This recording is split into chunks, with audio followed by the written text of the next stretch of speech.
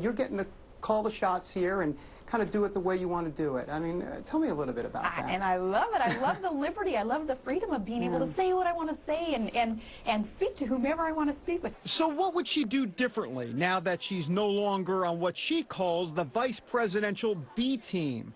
She lays out a few suggestions in her book, among them reacting quicker to the economic downturn. The economy started crashing there in September, and our campaign was very slow to shift gears and kind of shift direction and start talking more about solutions to get America's economy back on the right track. She also disagreed with the McCain team's decision to stay away from Barack Obama's ties to his controversial pastor, Jeremiah Wright. I wanted to talk about Jeremiah Wright and some of the things that I thought were problematic, but that was kind of off base, and we didn't talk about him. Going rogue has been portrayed in the media as a score-settling affair. No, certainly it's not a book seeking vengeance or any kind of vindication. It's answering questions that people have asked of me, and after a year of a lot of false reports out there, I'm excited to have the truth out there.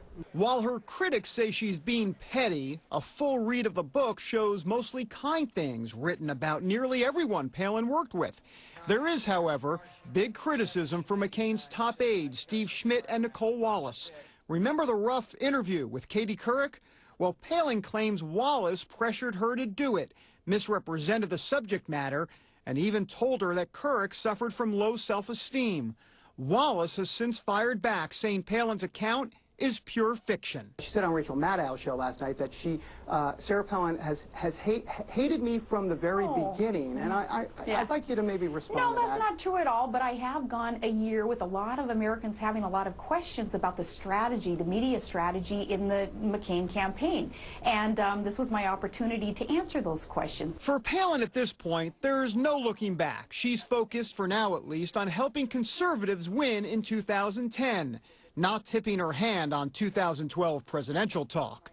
Now she's speaking out on issues like the health care debate, especially the controversy over abortion funding. It's very complicated and it needs to be made simple. We need to be told as Americans, will there be taxpayer federal dollars going towards this procedure, abortion, or not? It's as simple as that. The majority of Americans don't want to see their tax dollars, federal dollars, going towards abortion. And I thank the Lord for this, we're seeing poll numbers are proving more and more. There are more Americans today than there are fewer Americans understanding, respecting the sanctity of life, and they call themselves pro-life. She may sound like a presidential candidate, but for now at least, the only road ahead of her is filled with adoring fans. It may be a sign of things to come. David Brody, CBN News, reporting from Grand Rapids, Michigan.